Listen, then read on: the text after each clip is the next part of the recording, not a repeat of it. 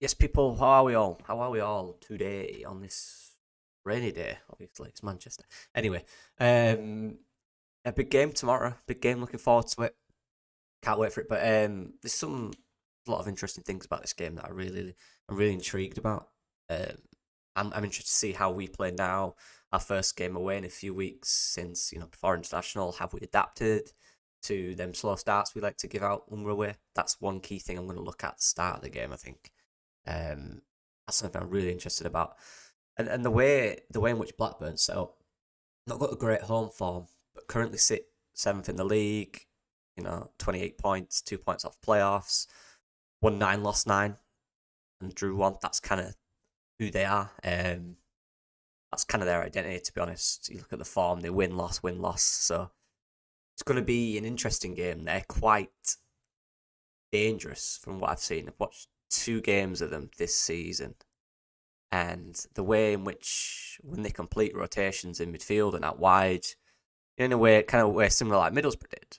They do movements like that. They create movements like that where there's always seems to be space, and it's how much you've prepared to prepare for those moments, if that makes sense. How much you've trained to prepare for them. Because they are the same. They're the type of team. If you lose the ball high up within 3 or 4 passes, they'll find themselves at the edge of their box, and they've got one of the highest stats in the league, if not the highest, for touches in the opposition's box.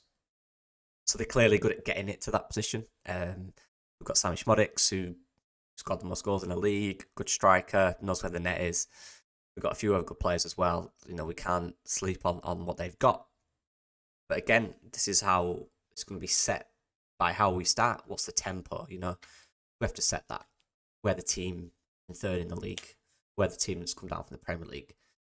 Other teams may be good. They may have good style. They may play well in certain areas, but like I said before, realistically, this is down to us and how we decide to set up. We've got to start fast. We've got to start aggressive because they will.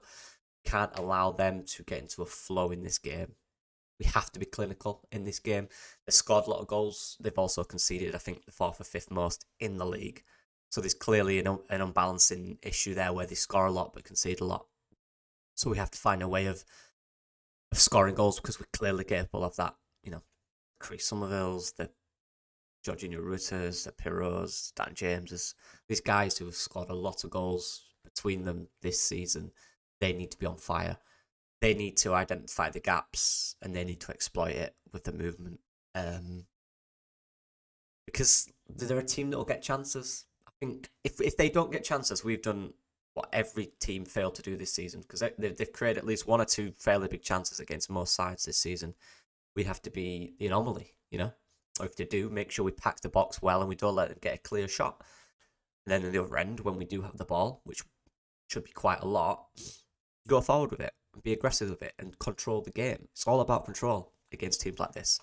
I don't really want to make it a basketball game because that's what they like. That's where they'll feel comfortable. That's where the players will feel comfortable, feel like they can get something out of this.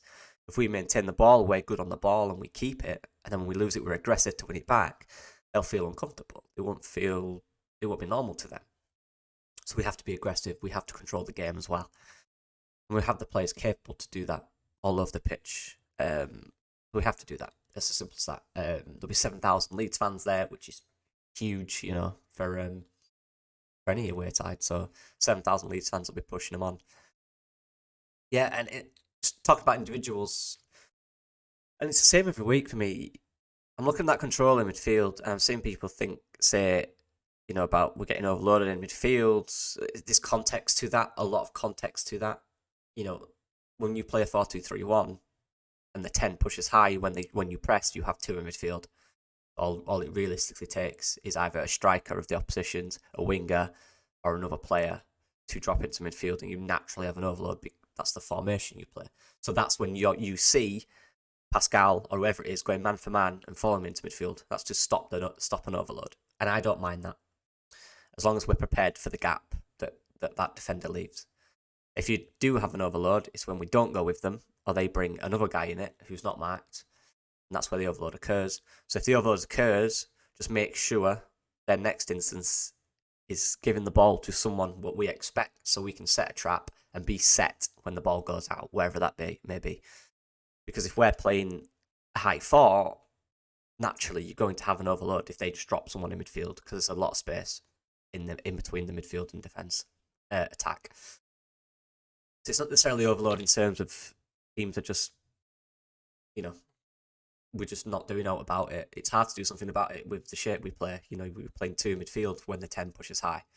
So again, as we saw, eventually porosity sit deeper because I imagine Blackburn might do that because they're very good at transitions. That's what they do. They're good at that.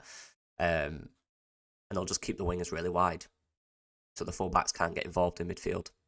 So we're going to have to find a way to counter that. Give Amp a bit of an easier job. Been stretched a little bit by teams doing that. So, yeah, we've got to find ways to nullify their threats. It's quite simple, to be honest. But we've got to go there. We've got to be aggressive.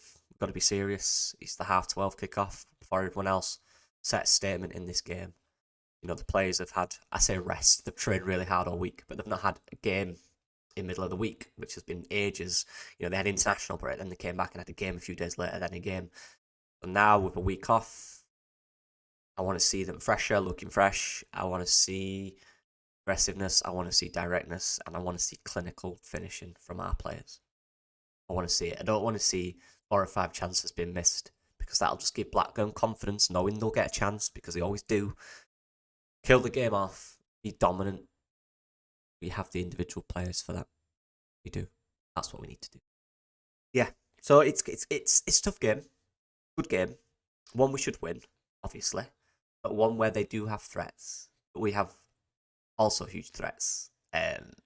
Big game for Kamara. This, I think, if we're allowing tempo to be a factor in a game and balance, Kamara is huge in that. Depending on how high he gets, how much he gets the ball, where he receives the ball, where he passes it, he controls that tempo. With Ampadu obviously controlling the defensive side of that tempo as well, and actually visually you can see him speaking, telling everyone to calm often. We have to control the game.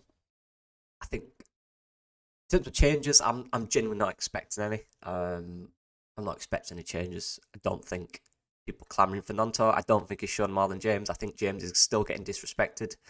He's been really good, especially the last 10 games. He's been really good. He's getting a goal assist in almost every game. So just simply, I don't know why that's even a conversation to drop him personally. I don't think he's doing anything wrong. In fact, I think he's been excellent the last 10 games. He's doing exactly what we need a winger to do. He's becoming more effective.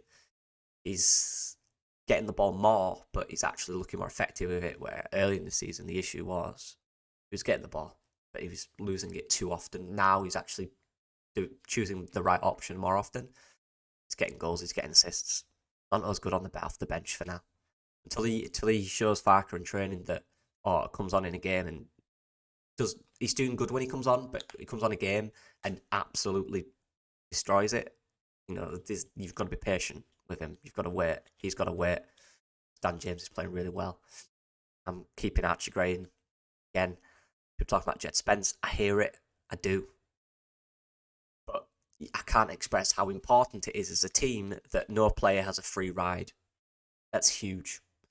If Jed Spence is just fit and can come straight back in, that shows to me there's no real competition there. And if there's no competition, the level isn't at that. Hopefully, Jed Spence has been training really well, and he's either one, ready to play now, or two, been training at a level where he will start. You can't just give gifts in this league, people. If we're serious, you can't just play him because he's Jed Spence. So a lot of people say why he's not playing. Because Archie Gray's playing really well, and you have to earn that place. You have to earn that place back. It's as simple as that. Has he been doing that in training to the level that Archie Gray has at the moment? We'll find out. You can't just give charity away. You can't just keep playing him just because his name's Jed Spence. He's got to earn that back. So that's Archie Gray's spot, and he's done really well with it. He's got to earn it. That's important. That's so vital in football. You've got to earn your shirt. You can't just be given it just based on name. But he's got to earn that. Will that be this week? Will that be next week? Look, there's a lot of games coming up. Sure he'll feature. Sure he will. He's got to be fit and ready first. And just play 90 minutes when you've been out for 4 months. He didn't have a pre-season as well. So just let them slowly bring him into it. It's fine. He'll come in when he's ready. Might be Against Blackburn, it might not. Let's just see. But yeah, that's all. That's all I've got. Looking forward to this game. Want to see Mateo Jones on the bench as well. Just make me happy. You know, he deserves it. He's a good player. He's a really good player. And hopefully he might get a few minutes, which would be brilliant. Really happy to see him play. But yeah, let me know what you guys think. Looking forward to it. Let's just be us. Let's just do what we know we can do. Yeah, our creative players need to be creative. Our midfielders need to hold the tempo. Our centre backs need to be solid. Our full backs need to give us the balance and win the 1v1s because there's some good players out there. Let me know what you guys think. I appreciate all support.